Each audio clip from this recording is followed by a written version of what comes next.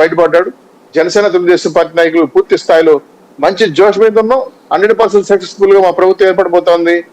మేము వైసీపీ ముక్తాంధ్రప్రదేశ్ కట్టుబడి ఉన్న ప్రభుత్వ వ్యతిరేక చేయలేకుండా కాపాడుకుంటూ మా ఎత్తుగడలతో అధికారం చేపట్టాలని వ్యూహాత్మకంగా ముందుకెళ్తున్నాం. ఉత్తర విషయం కూడా చాలా క్లియర్ గా ఉంది. రైట్. శాంతి ప్రసాద్ గారు ఏమంటారు? సాయి గారు, మీకు ప్యానల్లో ఉన్న సోదరులకు పెద్దలకు చూస్తున్న నమస్కారం. ఇప్పుడు సోదరుడు రవికిరణ్ లేవనెత్తిన అంశాలు వాస్తవంగా అవుతూ శ్రీధర్ గారు లేవనెత్తారు అనుకున్నాను. అయితే సోదరుడు లేవనెత్తాడు. ఆ ప్రశ్న రేపు జనసేన తెలుగుదేశం ఉమ్మడిగా వెళ్తున్నప్పుడు కూడా ప్రజల నుంచి కానీ ప్రతిపక్ష పార్టీ అయిన మన అధికార పక్ష పార్టీ అయిన వైసీపీ నుంచి కానీ ఖచ్చితంగా వస్తుంది. సమాధానం చెప్పే వెళ్తాము. ప్రతి అంశానికి సమాధానం చెప్పే వెళ్తాం. అయితే ఇక్కడ గుణాత్మకమైన మార్పు ఏంటంటే 2014కి 2024కి ఇది కొద్దిగా మేము ప్రజల్లోకి బలంగా తీసుకెళ్లాల్సిన వచ్చింది.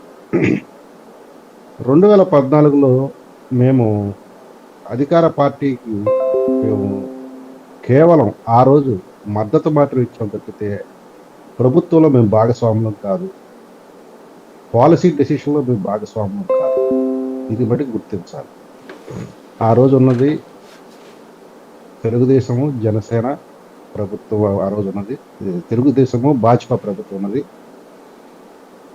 అయితే కొన్ని విషయాల్లో ఇప్పుడు సోదరు జరిగినట్లుగా మేనిఫెస్టో విషయాల్లో కొన్ని అమలు చేయలేకపోయారనే దాని మీద కొంత స్పష్టత రావాల్సిన అవసరం అయితే ఉంది. కానీ ఏ రీచ్ అసలు రాలేదనే దానికి ముందు బహుశా తెలుగుదేశం వాళ్ళు స్పష్టత ఇస్తారేమో చూడాలి. మేము అయితే చెప్పేది ఏంటంటే ఆనాటికి ఈనాటికి తేడా, ఈనాడు మేము ప్రభుత్వంలో భాగస్వామ్యంగా ఉంటాము. మా యొక్క ప్రభావం గుణాత్మకంగా ఉంటుంది.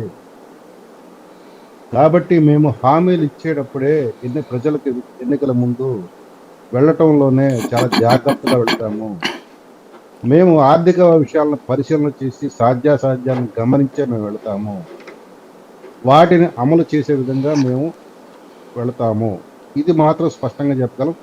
ఈ విషయంలో జనసేన పార్టీ క్రియాశీలక గుణాత్మకమైన పాత్ర తీసుకుంటుంది.